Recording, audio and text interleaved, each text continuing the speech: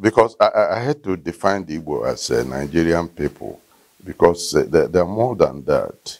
When you go to the average person, we have said, looks at the Igbo as people of Eastern Nigeria mostly, and some in Western Nigeria, you know, the Anayoma Igbo. But the first person that really, or the first people that really introduced me to the idea of the greater Igbo nation, we are not Igbo, they were Yoruba. They were two men. All right, beautiful people, it's your boy again, the X to the T and the YPE, the extra talented young progressive entrepreneur, the RAB, refinable boy, SBGC, street boy, young classy, and I'm rapping Namen TV, bringing you vibes from the streets. Still on the Unify Igbos Now project. We are not relenting. We are not stopping. And definitely we won't stop. The Unify Igbo project has been designed to reach out to the Igbos, to identify the Igbos and unite them no matter where they are. But to do this, we must seek knowledge, we must seek understanding, we must meet and consult every stakeholder who, by every capacity, is tested and trusted to give us and to direct us and to point us to the right direction. And this particular vision has led us to the very place, to the abode of an erudite scholar, a professor par excellence, in the person of Professor Chidi Osuagwu. Well, I will give him the singular honor to introduce himself in his best. All right, sir, introduce yourself Well, you introduced me. I'm Chidi Osuagwu. I'm from Omana Chobo. I'm a retired university teacher, and I'm interested in Igbo and African culture because of where I come from. I come from a Dibia family, and the Dibia are the Tinka healer rulers of the African people everywhere, and they have a special responsibility for the community to transmit the people's knowledge in an oral culture. So I try to do that to young people who ask me. Thank you. Thank you, Professor. Okay, please, can you tell us your background in details? I already told my background that I come from a Dibia family. When I ask this, I mean your academic. Okay. Well, I went to school. I studied sciences, PhD level in chemistry, biochemistry, and taught that. And I'm retired from that. So that's what I'm particularly interested in African cosmology, because when I was going to school in America, my father had warned me to bring knowledge of what the white man knows, but don't import his worldview. So I've spent a lot of time trying to understand that, and I found out it's a very, very important and profound statement. And the crisis we have in the world today, and have had the world for thousands of years, because of the white man's worldview, which is a world of losers and winners, and cannot create stability. And that it is the Africans who have a world of accommodation for all, an all-inclusive world of holistic complexity. And I try to talk about it, I try to discuss it with people, try to promote it, because it's the only way the world has a future. Through the white man's world, there's no future. Through the African world, that's the only future. Okay, Professor. Thank you so much. Thank you so much, sir. Okay, now to the very major thing that brought us to your abode. It is the Igbo. Tell us about the Igbo people and from the Igbo's worldview. Well, the Igbo people, we have got to, the younger people particularly, have started thinking of the Igbo as one ethnic group in eastern Nigeria and so on. The way the white man consciously want to minimize and diminish and suppress the Igbo. But the Igbo are Africa's most dynamic ethnic group, and people need to go and see and try to understand what the Ooni of Ife was saying 2019 during the Ajie festival. He was trying to introduce the Igbo to the people as the people of Obatala and the four-lobed kola nut. And that's the definition of the Igbo.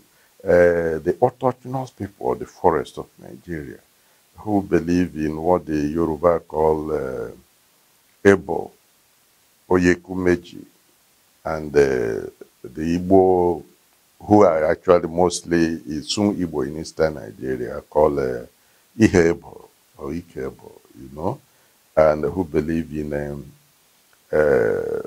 dealing with problems before they arrived, pre-solutions of problems in Ebambo towards the Ibomba, you know. That's what defines the Igbo. It's an ideology. It's not a people born of the same man or something. No, it's an ideology. Igbo are very ideological people. And that's what defines them is ideological. Thank you. Thank you, Professor. Okay, now, the Igbos, where, when we say the Igbos are found in, where are the Igbos found in the present day Nigeria? In the present day Nigeria or present day world? In the present day world, I'd rather say, because I had to define the Igbo as a Nigerian people, because they're more than that. When you go to the average person, we have said, looks at the Igbo as people of eastern Nigeria mostly, and some in western Nigeria, you know, the Anayoma Igbo. But the first person that really, or the first people that really introduced me to the idea of the greater Igbo nation were not Igbo, they were Yoruba. They were two men, Professor Samuel Aluko, the professor of economics, famous, who is now late, and Chief Olu Akifosile. And they came within the context of an encounter with Obasanjo, President Obasanjo in 1993, when I presented a paper on behalf of late Brigadier General Hilary Njoku that said that the problem of Nigeria, the root of Nigerian problem was the problem of eternal colonialism. Obasanjo didn't like the idea and they picked the microphone to talk. Well, I said it was unpatriotic and so I took the microphone and pushed back on him and, you know, said, look, patriotism is not evolution to die so that even enemies can live, which is what most of them are trying to get the Igbo to do. Now, because they found themselves to have fought on the white man's side in a war they don't understand. Because the Igbo, like I've said, as Aluko told me, and I would do Akifosile, many people in the western part of Nigeria are ancient Igbo stock. The Olubo of Ugbo would say he's not to do the white person, which is not. He is Igbo, he would say. But he will now claim that the Igbo in the east are Igbo. Not Igbo like him, but is, you know, the same thing he's saying is the Onisha in the book called This House Has Fallen by Kalmeya. Some Onisha high chief told him that Onisha people are Igbo, not Igbo, saying that there's some people to the east of him. So you see how this chief and the Olubo are contradicting themselves because of lack of knowledge. But they are Igbo people. And it is something we need to sit down and understand.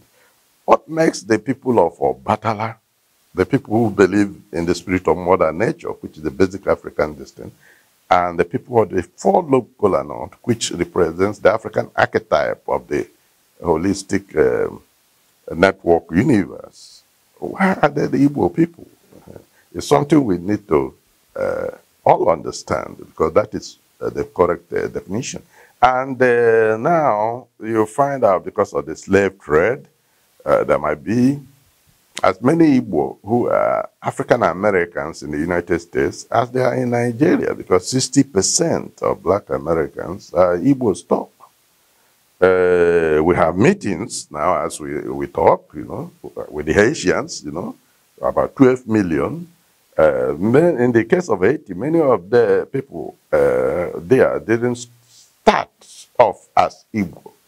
But in 1791, they all met and adopted the Igbo ideology. I told you, Igbo-ness is an ideology. So it's easy to adopt the ideology so that they could carry out their revolution and declare, Nuso Igbo, we are all Igbo, so they're Igbo. So if you're now talking of greater Igbo nation, that's what's real.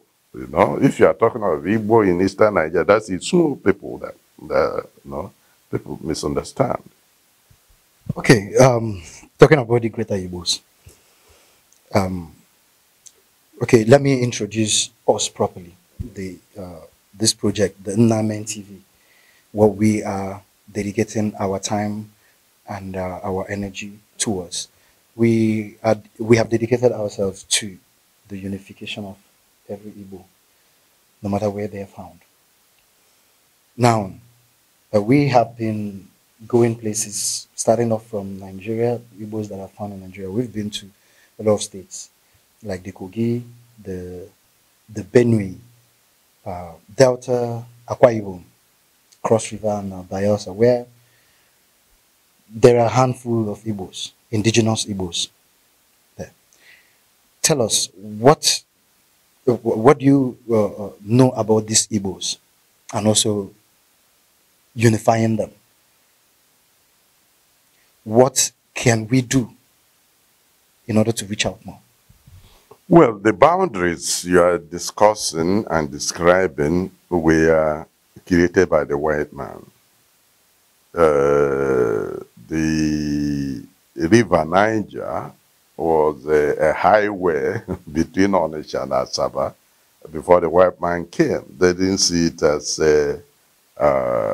alien people, because the Asaba people and Onitsha people were more related than their immediate neighbors, But the white man came and used arbitrary boundaries for his own convenience, because he came to steal the territory. He didn't come to organize it, he came to steal the territory. So he cut off boundaries as per his convenience. For a long time, the white man kept trying to insulate all kinds of people from Igbo contamination, because he saw the Igbo as rebellious. If you look at what Frederick Lugard, the first Governor General of Nigeria, said in his handover note to Governor General Lam, who succeeded him, he told him that the Igbo are an industrious and religious people who, for their rebelliousness, must never be entrusted with power. In the same handover note, he had described Northerners in very unflattering language. Said you couldn't trust the Westerners, but he made sure that the Igbo were disempowered because of their, quote, rebelliousness. Rebelliousness, what does that mean? Why was Lugard here? He came here as an armed robber, because empire is, in fact, armed robbery territory unlimited. That's what empire means, which the Mesopotamians, Babylonians, which we now know have the genes of Neanderthal man. That was the only development, that type of human being evolved, was armed robbery. originated there, and they are still carrying it on in the world today. And the Igbo have no way of understanding a man setting out from his home to arm rob another person and talking naturally and this about it. So he challenged him here, he challenged during the slave trade. The Igbo challenged him more than any other person, you know. Many people don't appreciate what happened during the slave trade. The slave trade started, and the Gulf of Guinea, which includes the whole of Nigeria, Ghana, up to Sierra Leone, became victim to the slave trade. But the Bight of Benin was the first devastated place and became known as the slave coast. So the people of what is now Western Nigeria up to Ghana also were devastated. That's why you find them in South America that was populated with African slaves first. Why did that happen? By 1505, the Benin Kingdom had made contact with the Portuguese, brought their religion without spirituality. By 1550, the Oyo Empire had met, Oyo Kingdom had made contact with the Muslim Arabs in Mali, and Oyo became a slave empire. Benin became a slave empire. We must know this because what I call worldview mongralism, immediately you mix worldview, you have disaster. But this did not happen in Eastern Nigeria because they saw early enough that the white man was bringing an evil worldview and kept fighting to stop it. So, because of it, the white man now has to find a way, more than 100 years after, to start kidnapping slaves from Eastern Nigeria. In Nigeria, they created the Aro Kingdom, which did not exist before then. It's a synthetic kingdom. They brought, they were already in contact with Efik, who brought Egbe, with Ejegam people, who brought Ibino Babe. The Jukun people have been always slave catchers. They call themselves Wagrara Far Kingdom, but it's a banditosfar. You mean Jukun, all the way from Taraba? Yeah, Jukun. They were catching slaves for the Arab trans-Saharan slave market. That's why you have all this Tanko Yekesai in Kano and so on. They are Jukun people. They were doing that. So when the slavery started on the Gulf of Guinea, they just redirected some of the slaves through the coast here, and they were the first slave catchers in Igbo land. They are called Akpa. You still find some of them in some clans on the Cross River basin of Ebonyi State and so on. And the Ohafia people were brought from outside Igbo land as slave catchers. Those are the people that did slave catching in Igbo land. Igbo didn't enslave their people. So, but they kept fighting this evil. And then when they were taken away to the Americas, they quickly organized and started fighting until the epic of 1804, as the former president of Haiti called the Haitian Revolution. They overthrew the Spanish Empire, the British Empire, the Napoleonic France to declare Haiti. And then Odogwu, Natona, there's a Igbo man called Natona. He started a slave rebellion in America and took the Odogwu title, you know. He has the Odogwu title. Oh, he took it, yeah. Odogwu Natona. He took the Odogwu title and started a process that led to the American Civil War, in which the Igbo slaves played a critical role to crush slavery in America itself. So, you see now that all these people identify Igbo So when you are talking of Igbo nation, you have to include them. You can ask Iswama, this some people as Igbo. The white man, when the British came here, they have made all kinds of effort to diminish the Igbo.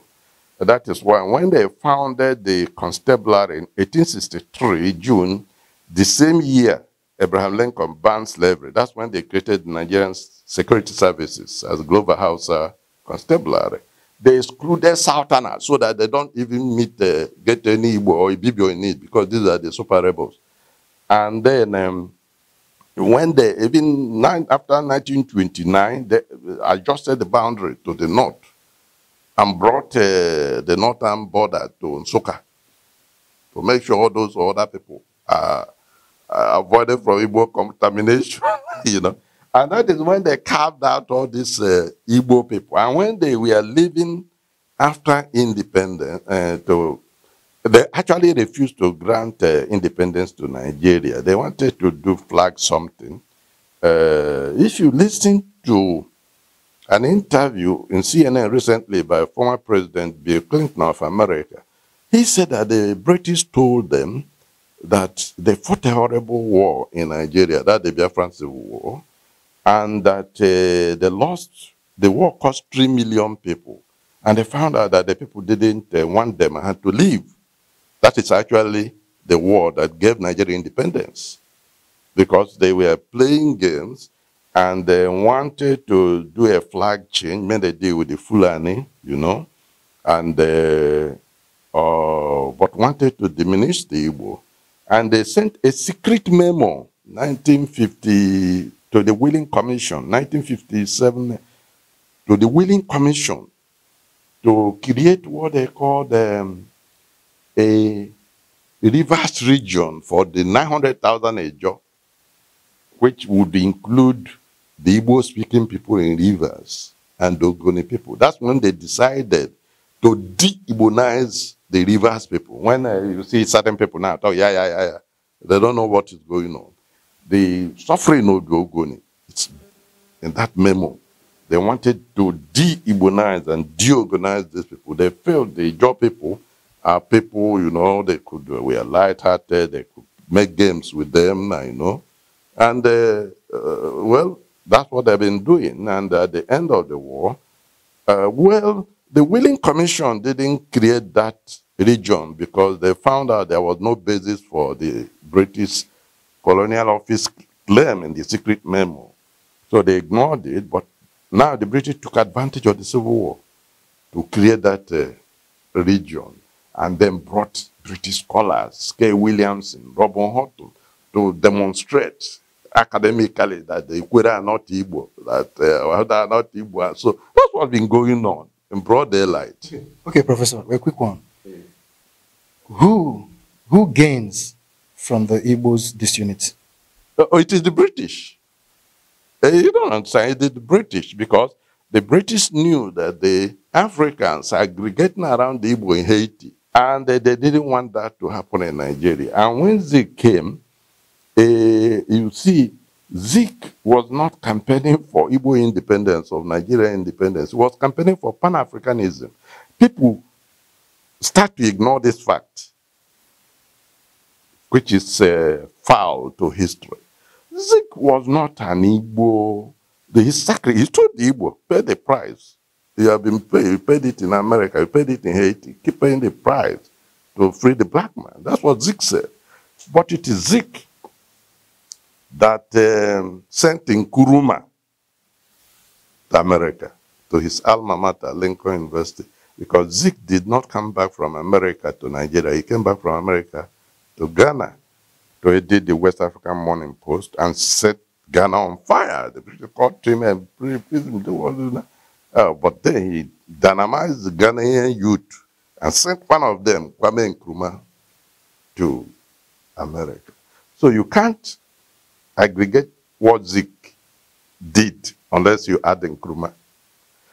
Zeke brought Nelson Mandela to the NCNC Institute in Lagos, put him up with the just died Mbazli Kamwechi to teach him, to say, okay, you have to be a spokesman for your people. After training him, sent him back to South Africa to stand trial for the Rivone trial and tell the world what was going on behalf of the people. Zik did that. Zik sent this Uhuru Kenyatta now. Zik sent lawyers here to defend him from the Mau Mau distance. That is why you see Kaunda, Nyerere, Bogiba talking of Zik. So when you are talking of Zik, a Zik of Nigeria, like Ahmad Bello, like Abul, you see stupidity, idiocy. Zik never claimed he sacrificed the Igbo and the interest because he claimed to be Zik of Africa. And that's what he worked for. When the Nigeria got independent in 1960, a lot of visitors from around the world came. But when he became Governor General of Nigeria on 16th November 1960, Martin Luther King came with Paul Robeson and Langston Hughes. Those were the firebrand black Americans who were later to be behind the civil rights movement in America. It is within this context that you understand Zik of Africa. Huh? And not try to trivialize it like the British have got their agents in Nigeria waiting there for the Civil War to trivialize. The issue is deeper and much more serious than what Nigeria has degenerated to. Wow, Professor. Well, this interactive section has proven to be the most richest that I've ever engaged the platform on. Okay, now we are still here on the Unify Igbos Now. How can the Igbos get it right? Get it right. Well, to go back and do what the Haitians did. You see, the Haitians were lost for 300 years, from about 1500 to 1800, that's 300 years, isn't it? And they found out that they would remain slaves as long as they adopted the world view of their adversary, of their enslaver. So they now study this phenomenon and decided to go back home to the African world. And they were led by Dibia. They were led by medicine men. It's very important. The first man was the man called Macondal. The next man was Bookman. The next man was Toussaint Louverture, whose name was actually Toussaint Breda, but to show that he was a Dibia, the insightful one. You know, Dibia are those who see, who are visionary. He changed his name to Louverture, the visionary, the one who sees the path. And then finally, a woman called Abraya Toyo, Abraya Toya, who was the guardian and the Dibia patron or mentor of Jean-Jacques Dessalines, the man who finally won independence. So, for straight Dibias. And it is this Dibia that took them back to African worldview and organized the people, synthesized this, and decided that the most appropriate was the Igbo worldview. And they resolved, no, so Igbo, we are all Igbo. As working from the framework of that worldview, they now achieved their freedom. The white man has stolen $115 billion for them from there to make sure they remain poor, as the New York Times published about 4 months ago. But white man is a thief, you know. He just steals this thing. He doesn't this thing, you know. Not all white people, but you see, because their system works on competition, which promotes the thieves. You find the thieves on the top. That's what is going on. So it's not that the Haitians are stupid or confusion. It's just that they are being stolen from and disorganized deliberately. And that's what happened to the Igbo in Igbo land. It's deliberate. Just the policy that was set more than 100 years by Lugard. These people, we know they are industrious. That's what you want the ideal person to be. They are religious. That's the perfect person. An industrious religious person, isn't it? But never entrust them with power because they seek freedom. Well, that's the ideology of it, an armed robber. But that's what I have been applying to the Igbo that kept us where we are. My question, how can we get it right? Just doing what the Haitians did, going back to our worldview. So because what made us different was worldview, a worldview that recognized that there is a greater power that controls the universe, and that the common will and the common good, is greater than Iko. We have that difficulty. You see what's happening in Igbo land. Unfortunately, you see certain parts of Igbo land, like Anambra Basin, where they promote Iko through the Ozo culture, and they're creating problems for the Igbo. And they've been doing it for a long time. That's why the white man came into Igbo land through settler communities like Abo, like Uguta, like Onitsha. He couldn't enter Iswama territory. They were fought off. We need to face some of these things before we really recover. We're Igbo, but they are different Igbos.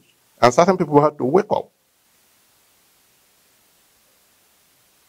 So we need to go back to Igbo wa Igbo that believes in Iko and not Iko 20.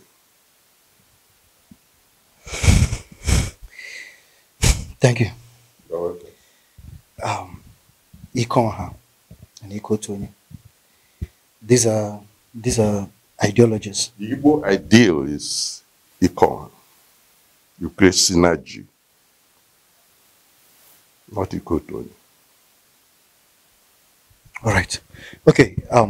Now let's talk about the identity crisis. Just from here to Ikwere down to Oba to Ndoni and Ebema to Ekpeye land that is in the Ahuda. The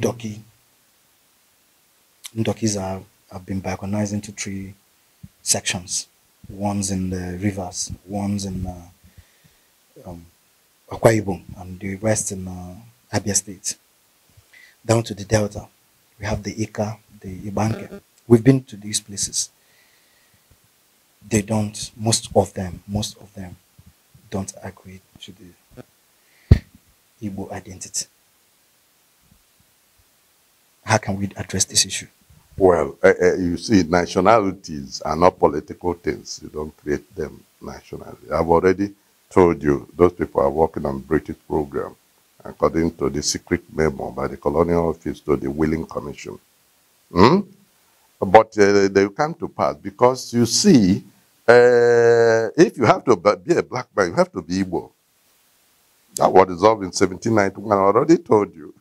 But you now have to find out what that Igbo means, not the kind of when you join some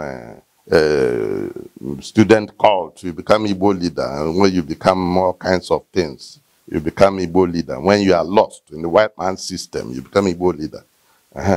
But identity is a serious issue, and until you meet somebody with identity crisis, you don't know what it means. If you really have met, I went to school in America, worked with black Americans, talked intimately with them, and you begin to realize identity is everything.